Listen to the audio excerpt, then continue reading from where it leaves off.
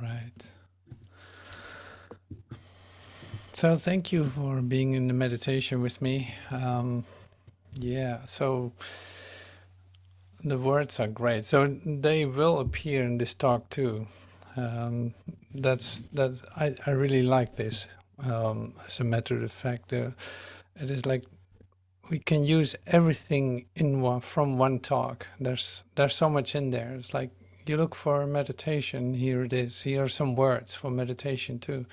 Like you see with Joel's talks, at the end of the talks, he always starts to almost come into a state of prayer, in also in literally prayers that you can use to come into communication. And that's what I love about this, just like we shared just a moment ago. So today the talk, the Sword of Spirit, Joel is surprised in a certain sense that it is being shared like this. It's like a sword, Jesus and a sword. Like how do we need to look at that? Like it certainly looks different than you would expect, and so that did something with me too. And I had like, well, I'm very curious what Jesus would think of that himself at this point. Like this Matthew 10. I got it here on, so you know the. I'll share this for just quickly. So Matthew 10 is this. Sharing this.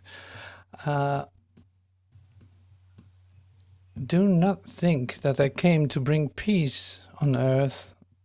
I did not come to bring peace, but a sword. And which is a very interesting expression, isn't it? If you look at it. So this is Matthew 10:34. Do not think that I came to bring peace on earth. I did not come to bring peace, but a sword.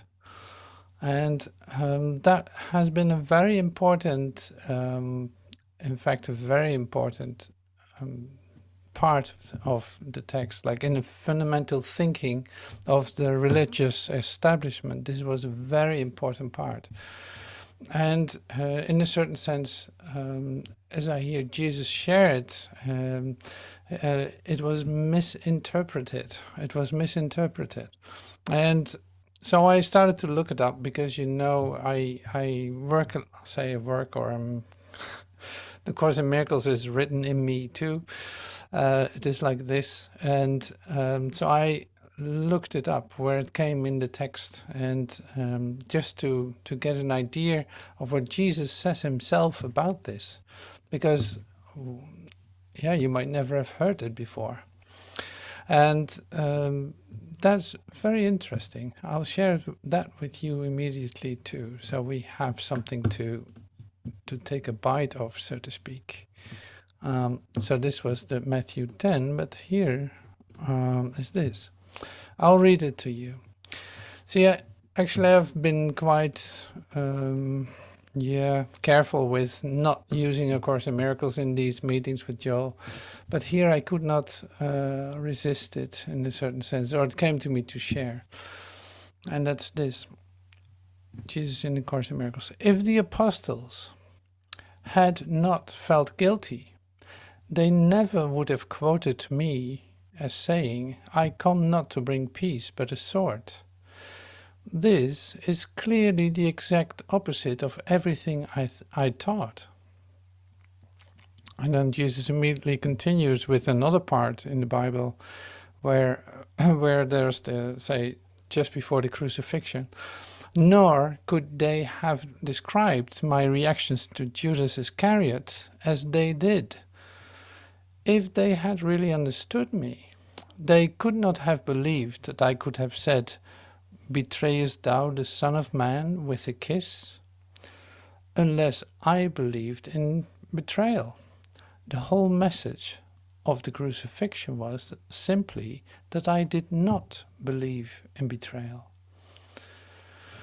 So here are two things then. So the one above, if the apostles had not felt guilty, they could never have quoted me as saying, I come not to bring peace, but a sword. This is clearly the opposite of everything I taught. And I think that's so fundamental and so basic that I had to share it. It's like you got to know this, you got to know this. Like, it takes away all the confusion. Now, of course, Jesus could never have meant this. But we never read the Bible or the Gospels in terms of Joel would say, like, in a measure of awakening or in a measure of realization. Like we at least I don't, like we don't necessarily look at the apostles as being in their own transformational process at a certain point, having a certain degree of measure of realization. I don't know how that's for you, but if you take a look at that right now, it's like, not that the Bible is doubtful or anything, or the New Testament is doubtful, no, but it is good to see it as there are some of the apostles that heard Jesus, and some of them that heard him sometimes.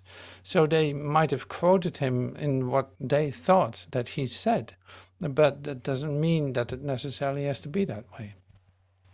So then it's like, how am I supposed to read the Bible? Well, this is like, it really depends on where you find yourself. You start to hear certain things. Like if you keep in mind that Jesus' teaching was really like, teach only love, because that is what you are. He demonstrated that almost in every step that he took. Teach only love, that's what you are. He would always be defenseless, always defenseless, never protecting himself, never thinking he lacked something, never any of those things. And not to make of him an idol, but no, it's just like the clarity of, this is what Jesus taught. So you can stay with that. This is what Jesus teaches. This is what the Christ in you is teaching. This is what's happening in you. Like, there's nothing outside of you. So the realization of that in yourself, the acceptance of that in yourself, is where this is about. And that you demonstrate in your expression of the Christ speaking through you as an instrument, and coming from the direct revelation of your realization. So that sounds a bit abstract if I say it like this, but see, the thing is that, and Joel comes back to it in this talk too, what he does with it is actually very interesting. So I will not spoil any of that, but you will see, we start to listen to the first half hour, and he goes a certain way with it, immediately bringing some points to the surface, 2 specific points to the surface that is actually, he used it to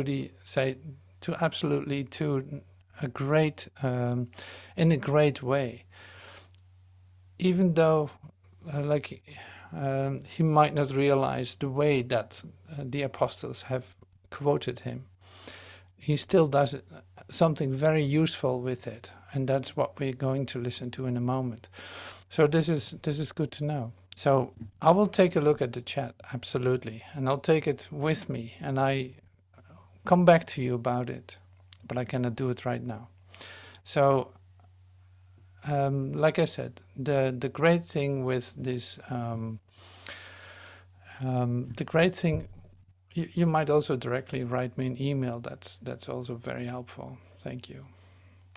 So the great thing with this is then that you see that everything that is occurring, whether that's a little thing, like even writing a text, everything can be used in a sense to come to inspiration and to sharing and into bringing something new that you haven't heard before. Like this is of course a total possibility. Now, why am I saying this is this just in relationship with Joel, the talk that we're going to listen to, and because he does a great job in that. This is where I left off. It's like he did a great job because he uses it to the utmost in expressing something very useful. I'm not going to say anything, so I better just put on the tape and let's listen to that.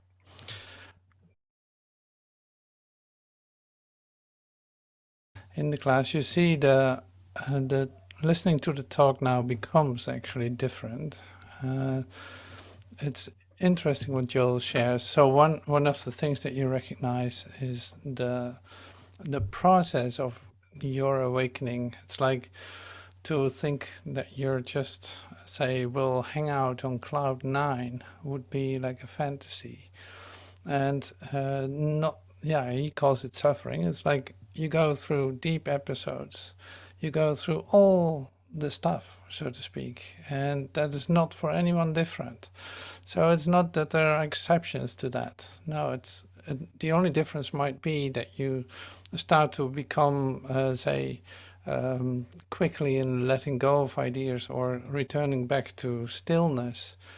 But it doesn't take away that you have a learning trajectory where you go through, inevitable, and great too. So every time something falls away, you see that your energy changes, you hear things differently on such a deep level that you never had before, and on and on and on. It's like there's more to discover all the time, and this is what I love. So happy to hear Joel share this, what he shared with us. And so there were some chat questions. It's like, well, Jesus was not necessarily always like a sweet guy, as you might see him as an idol or as an like a super savior or something. It's like, no, he was present. He was present, and he didn't hold back to express that what needed to come through. And this is, I think, very beautiful, no matter how you look at it. Like, one thing for sure, he was teaching love, and that doesn't mean that you're just lofty, sweet to everyone or something. No, these are just ideas that we had, as human beings had, about the idea of love.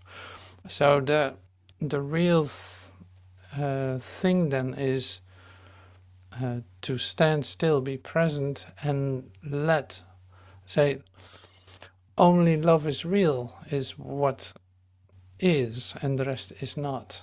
To stand for that, I think that is, Jesus demonstrated that absolutely beautiful, just as Joel did too. Like he manifested that, he demonstrated that so beautifully by standing in, by repeating over and over and over and over, being very patient with everyone, and bringing that back in every talk that he had, bring it back, and say, that's really beautiful. So in Jesus' example, if you want, in Jesus' example, if he demonstrated one thing, is that the freedom of you is not related to this, to a body. See, he literally demonstrated that to the end of it, like in totality of it, by his resurrection. Like, he is right here with us. He did not die, absolutely not. So that in itself is an incredible demonstration that where two or more are gathered in my name, I'm there, I'm present. And that doesn't mean that it's all lofty and lovely. No, it's like, it's going to be real. That's all the difference. And the reality will melt the earth, and suddenly you find yourself in a place, in a state of mind that is heaven, then it doesn't matter anymore where you walk or what you do, but it is like it becomes real. Your relationships become real. Your connection to your, say, goal for being here becomes real, because it's not of your own definition any longer. And that's really what I love about Jesus' demonstration and your own demonstration in how you express that to me. So that's very valuable and beautiful as an example. So allowing our meeting here to be real is everything. Otherwise, we would repeat a story and we would keep doing the same thing. We have done that for 2000 years and we don't need to do that any longer. You know, it's like we made a full circle, is what Joel said too. Like we made a full circle and there's no need to repeat it anymore. So let this moment be real is our option to love. So that is the statement that came to me to share. So another thing that I love to share is this, and that is we are actually at the end of our cycle here with the Mystical Eye Healing Group as we know it, the summer edition of this. Here's the picture. So you'll recognize this now. You'll see it in your mailbox this week, hopefully tomorrow. The summer edition of the Mystical Eye online healing group, because we're entering into summer and yeah, we continue. Let me see. Yeah, stop sharing. Yeah, here we are. So there's another 8 meetings coming up between next week and say the beginning of August. I think it's still the 6th of August. So there are 8 meetings that I commit myself to send out and to share and to prepare and to give it everything. And so a request then is your support is totally, in whatever way, your support is totally appreciated. So thank you so much for everything. And we continue this now with,